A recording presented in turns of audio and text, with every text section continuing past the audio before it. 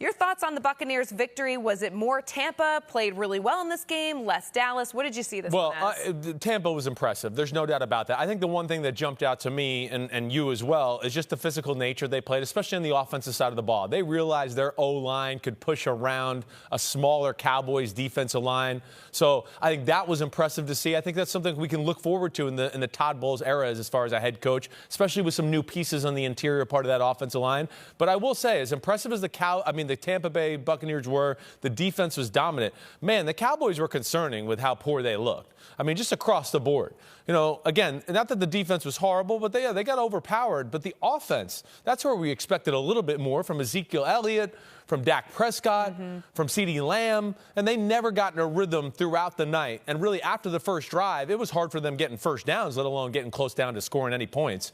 So that was a little bit disappointing for me, for sure. And certainly some concerns for the Dallas Cowboys with seeing Dak Prescott get hurt late in that game. I mean, if he is unable to have a healthy recovery in the next couple of days before their next game, I mean, how concerning is this? Very concerning. And again, I'm not a doctor, but I can speak English. And when he walked off the field, it looked like he said, "I broke it." So that's scary to me. It was two plays hitting his hands here late in the fourth quarter, both Shaq Barrett, both times. Pass protection issues for the Cowboys. But goes back to what we were just saying a second ago, Kathryn.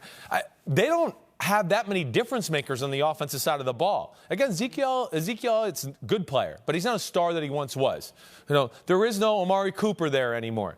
They lost a receiver to the Miami Dolphins in free agency. Michael Gallup's not healthy right now, so they need Dak Prescott to be 100%, I think, to be the driving force for their offense. And even though their defense was better last year, I think we overhype it a little bit. They were still 19th in football, and they lost some players too. So if they lose Dak Prescott, it would make me really, really concerned about the Dallas Cowboy football team because I don't know where they turn to go, oh, we can do this and still be dominant and win football games. On the other side of the ball, we heard Tom Brady. We saw his interview with Melissa. What did you think of his play? I mean, everything, you heard Melissa reference it, everything he's been through in the offseason, personally, professionally. How did he look to you on the field? Oh, his arm, as you heard Cris Collinsworth talk about in the telecast, is still special.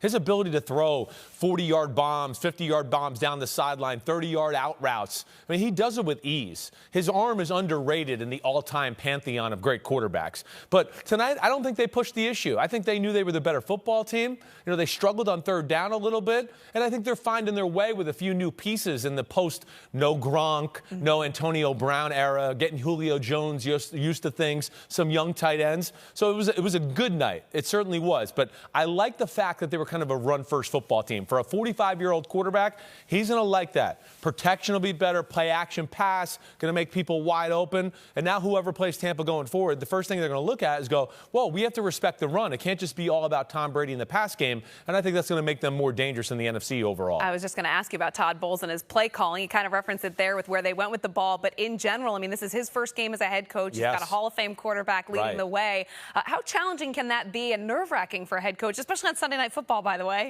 Well, I think, you know, yeah, you're coming from Bruce Arians, right? The no risk it, no biscuit. We want to throw the ball and be aggressive.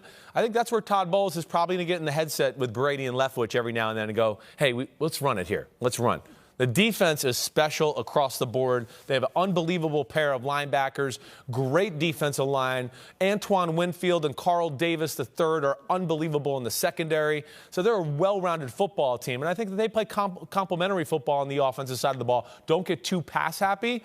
I think it's the best for both worlds. And I like the way Todd Bowles coached the football team tonight for sure. Dallas Cowboys at home. We're going to talk about this later in the show, some of the doomsday moments in the NFL, maybe fan bases that are thinking, oh, my gosh, where do we go from here? Right. Where does Dallas go from here as far as your biggest concern heading into the week of practices? Well, yeah, I think the biggest thing is, of course, the health of Dak Prescott. You know, but there's going to, without any game breakers on the outside in the pass game, I think that's one thing that I look at it and go, they got to find a way to be a little more creative. Even tonight, not like I respect Mike McCarthy, Kellen Moore, that whole group there.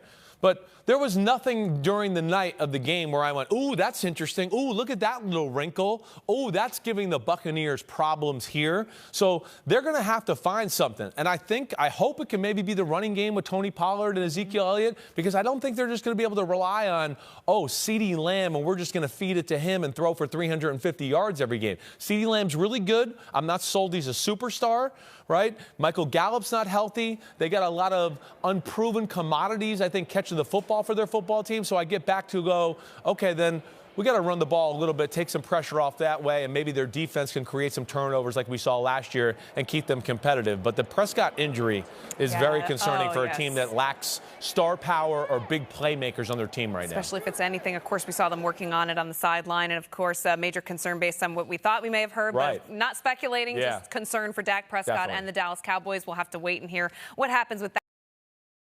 Hi, I'm Mike Tirico, and thanks for watching. Make sure to hit subscribe for the latest news and highlights from NBC Sports.